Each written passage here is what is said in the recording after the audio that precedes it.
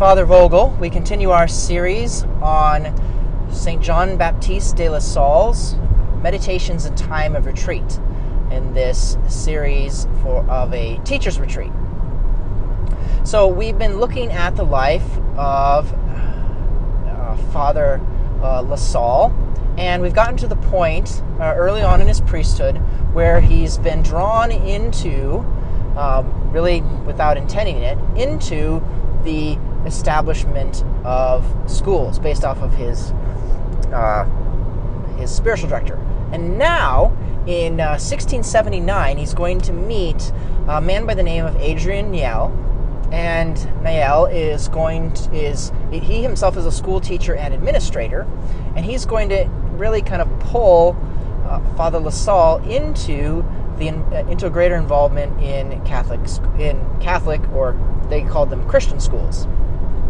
So the way that it worked is that Niel was really good at forming new schools, and he was really zealous for doing so. And oftentimes the monetary needs were given by wealthy donors, oftentimes, and in this case, a well-off widow who had concern for the children within her area. And so Niel comes to find Father Lasalle, whom he knows has been involved with schools, and wants to ask his assistance in being able to establish schools in this area. Now, Niel is very good at starting up new schools, but he's actually not all that great at administrating and continuing them going. So, even though when Father Lasalle says yes to assist him, he doesn't really want to have a real important role in it. But he begins to see that Niel's ability to keep schools going is limited, and he feels this responsibility to these schools and to the teachers that have been hired. And he notes that these teachers come in don't always have the best of formation. They don't always know exactly how to teach very well. And so Father Lasalle he desires to work on their improvement.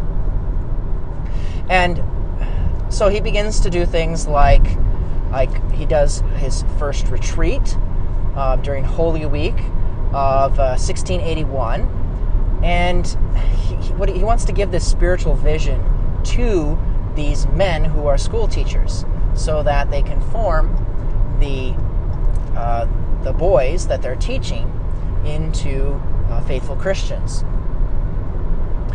He finds that that's not enough. He needs more time with the teachers, and so he begins inviting them to his home for meals, and he works with them then. But even they need a lot more guidance, and so after some prayer and consultation with others, he decides to bring these men, these school teachers, to come and live with him in the Lasalle home. They have quite the large home, with the large family and being part of the upper bourgeoisie, got quite the extensive home. Of course, he's bringing in these teachers who are kind of a lower class, and his extended family doesn't like that at all, and they are constantly at him, saying why this is terrible, and it doesn't bother Father Lasalle that much, though eventually a brother-in-law sues him and wins in court, and actually takes the house away from Father Lasalle, and so he and the school teachers have to find a different place to live. They find a home in a poor part of Rem, where they continue to live together. It was kind of during this time that these men first begin referring to one another as brothers. So there's this kind of community that's beginning to form that'll kind of evolve into this kind of religious order of lay brothers. So during this time, Father Lasalle, he's a priest, he's from the upper class, and he's living with these lay brothers who are of kind of a lower class. But I mean, there's a lot of, he allows them to give a lot of input. They work really well together in formulating what the future of this is going to look like and the techniques. And as Niel is continuing to grow more and more schools, Father Lasalle finds himself being in charge of more and more teachers and schools. And but there is a kind of disconnect, with Jean-Baptiste being from a higher class, and he has this, this position as a canon. It really is a moment of disconnect between these brothers. And there's one point in which he's, as they've been discussing about the difficulties of the schools, because there's certainly, struggles and challenges to be able to establish these. He continues to exhort them to trust in God, that God's providence will enable these schools to continue. And the brothers, their response is, that's easy for you to say, Father. You are a rich canon. You have a source of income outside of this. This is all we have. You can say trust in God because you've got a backup plan. But what about us? We have no backup. This is it. We'll be out on the street and destitute if this fails. And here you're saying just trust God. And this really has an impact on Father Lasalle. He writes afterwards that he was reduced to silence. He had no response to that. And of course he went back to prayer and much reflection, and he realized that God was calling him in this direction to help these school teachers and grow this into an order and of educating the especially young boys of the poorer class during this time. And so what he does is he resigns his canonry. So he gives up on that position at the cathedral, that lucrative position that, and that basically seals his fate, as he's never going to, continue going upwards in the hierarchy of the church. But that's not something that he's really interested in particularly. And then following that very winter that he does that, there's a famine that really hits. And so he uses a lot of the inheritance that he has from his family, that wealth, in helping feed the poor during that winter. And so now at this point, the schools that they're forming and this grouping of brothers is going to be entirely reliant upon God. And Father Lasalle has joined them specifically in that. So during this time, there's going to be, as time goes on, there's continual growth in what these schools and what these brothers are going to look like.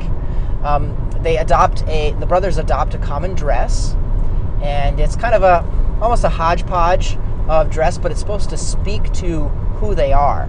So it's supposed to speak that these are teachers, but they're not solely in like the high levels of academia.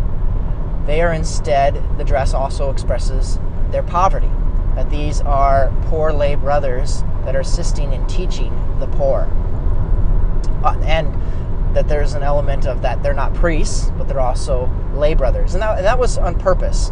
In forming this, Father Lasalle, even though he's a priest, he wanted the brothers to focus on their teaching and not have to have the extra priestly duties on top of their teaching of the children. So, also as part of this, it really becomes known as the Brothers of the Christian Schools, is what this community becomes known as. So they're really growing. They have this distinct sense of community. They have a common vision, a unifying method throughout the different schools that's being formed based upon Father Lasalle's guidance. And this apostolic work of teaching not only the faith, but also every subject to the poor. And so we'll get more and more. We'll get into exactly the content of the schools and how the pedagogy really changed in these schools in the next video. Just one last thing.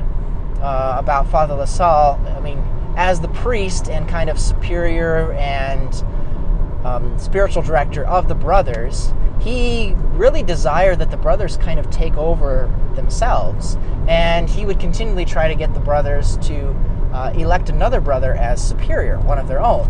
Though the church didn't like that because they didn't want a brother, in a sense, over a priest. And the brothers themselves kept electing Father Lasalle as their superior, and it got to a point in which Father Lasalle had to insist that they write into their kind of rule of life that would be developed over time that, once it was time basically for Father Lasalle to retire, that they would only elect a superior from among the brothers. That they would not seek, a priest or anybody outside of their community. So it's important that we, in the next video, are going to look at what do these schools look like and the changes that they brought about. So remember a couple videos ago we talked about the state of the education in France, and in the next video we're going to look at the transformation of education that Lasalle and his brothers were able to bring about. God bless.